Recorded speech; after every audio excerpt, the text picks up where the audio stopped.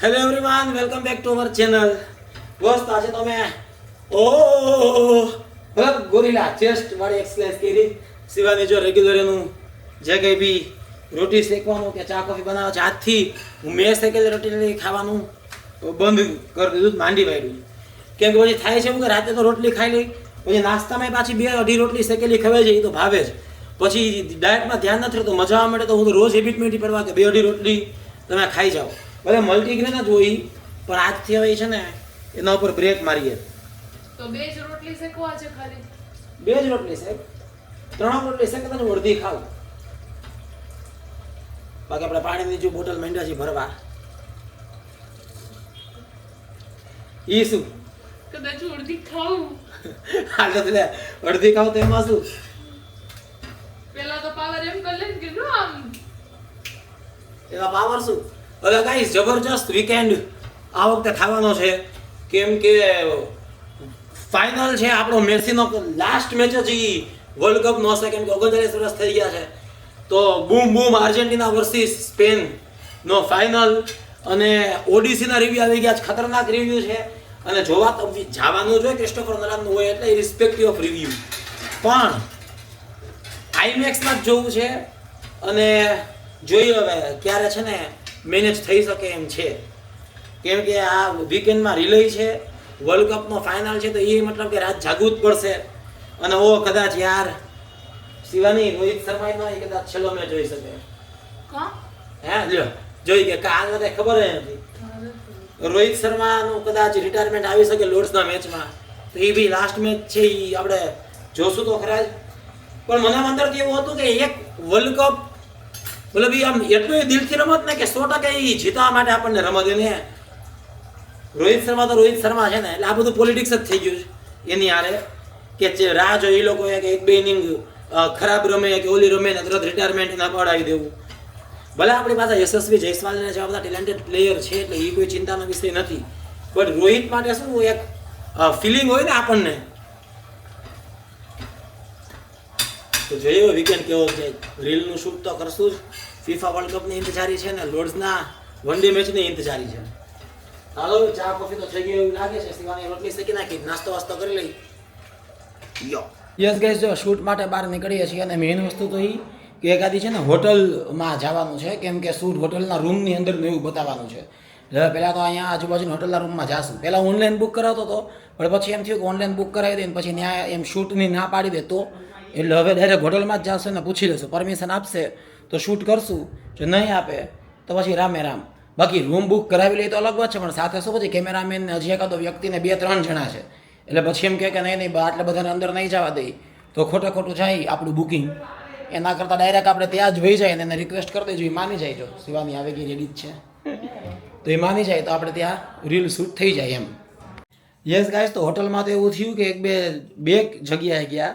હવે એ લોકોએ એવું કીધું કે ભાઈ નહીં 3 જણા છીએ તો 2 રૂમ તમારે બુક કરવાના ને આમ ને તેમ ને, પછી કંઈક ને કંઈક નાની મોટી એની કન્ડિશન હતી. મેં કીધું ભાઈ ખાલી કેમેરામેન છે, તમે તમારું 1 રૂમનો જે રેન્ટ થતું હોય, જે ચાર્જ તમે લેતા હોય લઈ લ્યો, બરાબર, તમે તારા આખા દિવસનો લઈ લો તોય વાંધો નથી. પણ હવે એને એમ થયું છે કે ના આને રીલ કરવી જ છે, તો હવે આ કદાચ આપી દે રૂપિયા. એટલે કે ના કે અમે 2 જણાને કે 1 જ રૂમ આપી શકીએ, કે ત્રીજા માટે તો એ કે અમારો નિયમ છે કે તમારે બીજો રૂમ બુક કરાવવો જ પડશે. એટલે પછી એવું બધું 2-3 હોટલમાં એવું થયું. પછી રીલ એમ થયું કે પોસ્ટપોન કરી, પછી આરામથી કોઈક થોડાક આપણે જાણીતા હોય કે એની હોટલે જઈને છે ને આપણે એ ટાઈપની રીલ ઉતારી લેશું. અત્યારે તો જો આપણે આવી રીલ ઉતારીએ.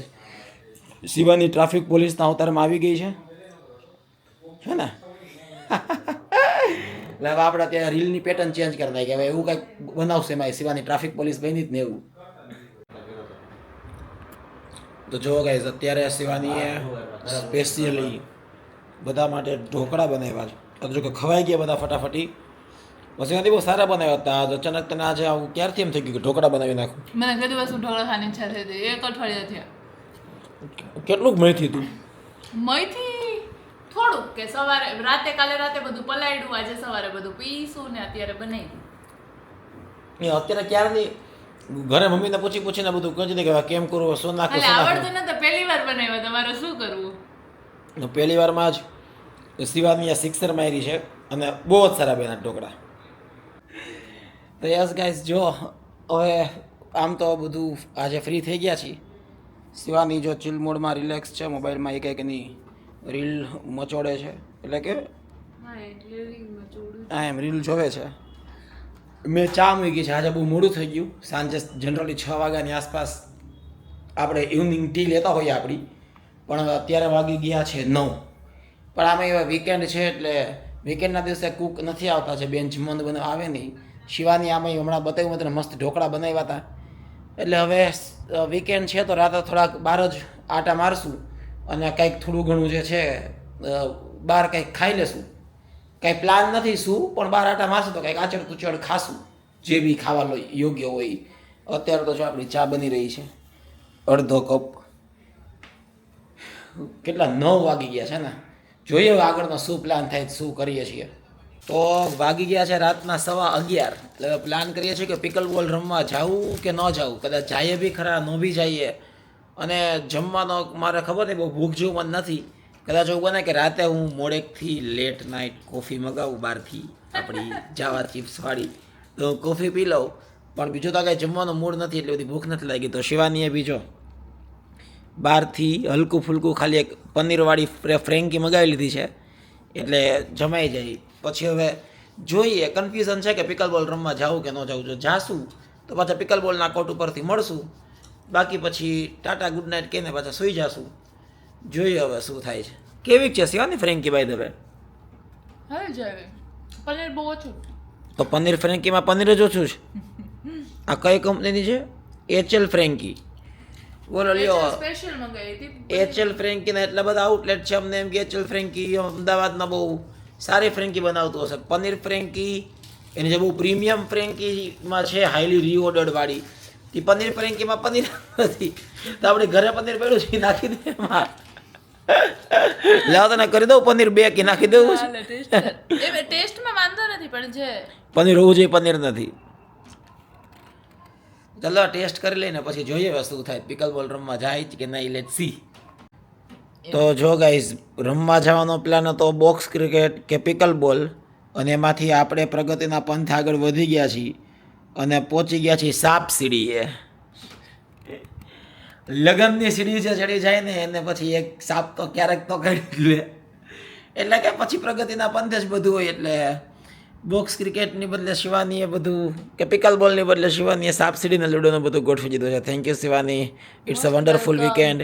જો રાતના 12 વાગ્યા છે, જો ઓલમોસ્ટ 12 વાગી ગયા છે, અને શું મસ્ત પ્લાન બનાવ્યો છે હે ને. પછી તો આઈસ્ક્રીમ ખાશે સાપ સીડી રમતા રમતા. પણ જે હોય હરાવશું તો ખરા જ આપણે એને. હા, તારી ઈચ્છા પૂરી નહીં થાય. એ ચૂપ.